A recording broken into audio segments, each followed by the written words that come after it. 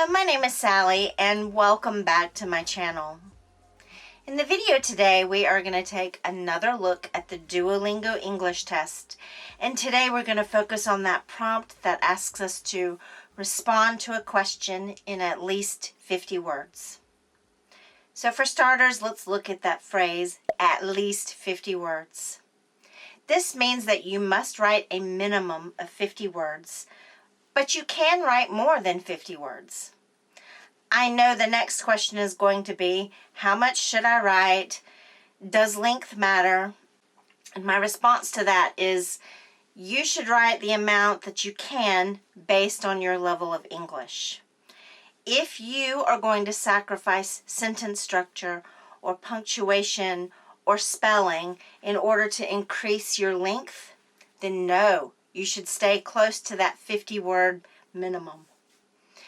If your English level is a bit more advanced and it's fairly easy for you to say more without sacrificing the other aspects of writing, then by all means, allow yourself to write more.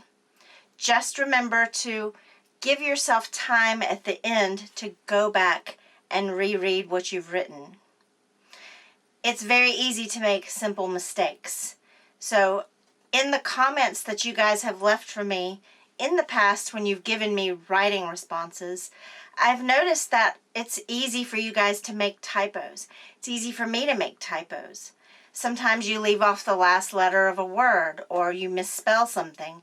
And when I'm reading these responses, I know that's what happened and I don't usually comment on it. But on the Duolingo English Test, you want to make sure that you're catching those mistakes. And the other question is, how long do you have to write? Well, you have 5 minutes. So this gives you some time to think about what to say and to go back and proofread. Another benefit of proofreading is that often it's when you reread what you've written that you can think of better words to include. So synonyms will come into your mind. Or you may see that you have two simple sentences together and know that you can combine them into a complex sentence. So it's really a good idea to give yourself that time to go back and look at what you've written. Okay, so for the video today, I am going to give you a couple of prompts. The first one is from a practice test, and I'm going to give you 2 sample responses to that, just as a guideline. The first one will be a bit easier, closer to that 50-word response, and the second one will be a little bit more of an advanced response.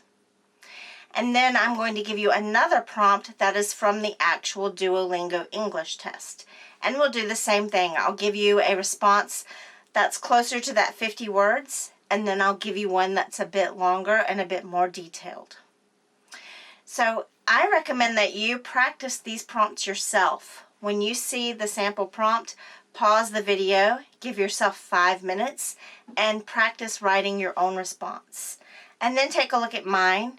Yours won't be the same as mine, but it's a good idea to see the differences in our writing style, and it'll help you get some ideas of things that you could have said that are different from mine. And if you leave your responses in the comments, it lets other people see other ideas for this response. All right, let's get started.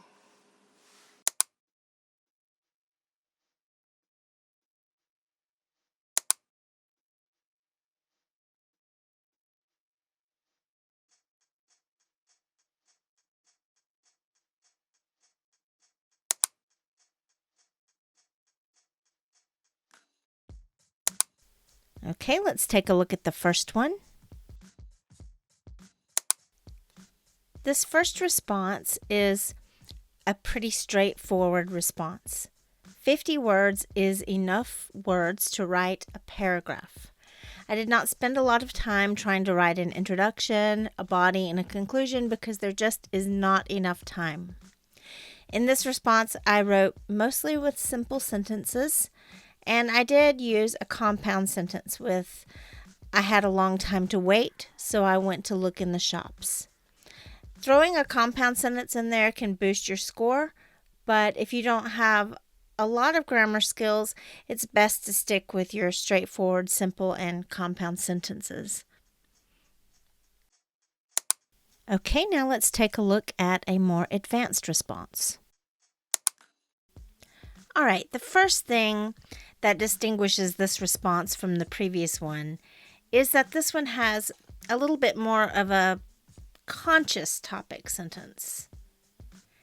As you read the passage, you'll see that there's a mix of compound and complex sentences, and you can find prepositional phrases and subordinate conjunctions and adverb clauses. Basically, the sentences are a bit more complicated, but they remain conversational in nature. This passage ends with a concluding statement. And this passage is a bit longer than the previous one. It's a little over 100 words, which I really think is about the maximum that I would recommend for a 5-minute prompt. Remember, you want to make sure you have time to go back and proofread. It's when you proofread that you can find synonyms for words that you've used, or find ways to combine 2 shorter sentences into a longer sentence. Really, that proofreading is important. And like I mentioned in the beginning, you'll notice typos and smaller mistakes that you've made. All right, let's take a look at a second prompt. This is a prompt from the actual test, and this prompt is a little bit more complicated than the previous one.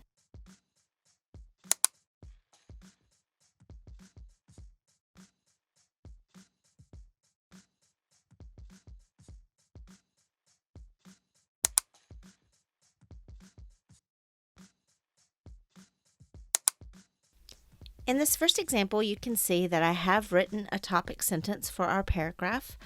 I prefer stability and routine in my life.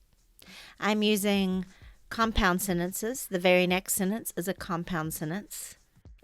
Looking further towards the end, I see that is why I am never bored in my routine. That would be a demonstrative pronoun. So even though I've kept it fairly close to the 50-word minimum, it does show off a decent range of sentence structures and grammar, and the vocabulary is also appropriate for this particular response. All right, let's take a look at my second answer. Okay, in my next response, you can see that it's a little bit longer. It's also a little bit more complex with the sentence structures used. In the first sentence, my topic sentence, I'm using a correlative conjunction. And then my second sentence begins with a phrasal verb.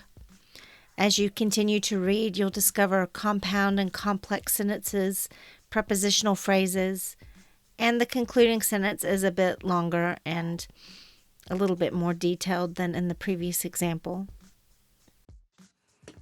All right, I hope this video has been helpful. And if you have any questions, you can leave them in the comments. If you have any requests for other videos, you can leave those in the comments as well. I do have requests for more Duolingo English videos, so I'm going to keep making those. But I will make other types of videos too, so if you have requests for something else, leave them in the comments. All right, I'll see you in the next video.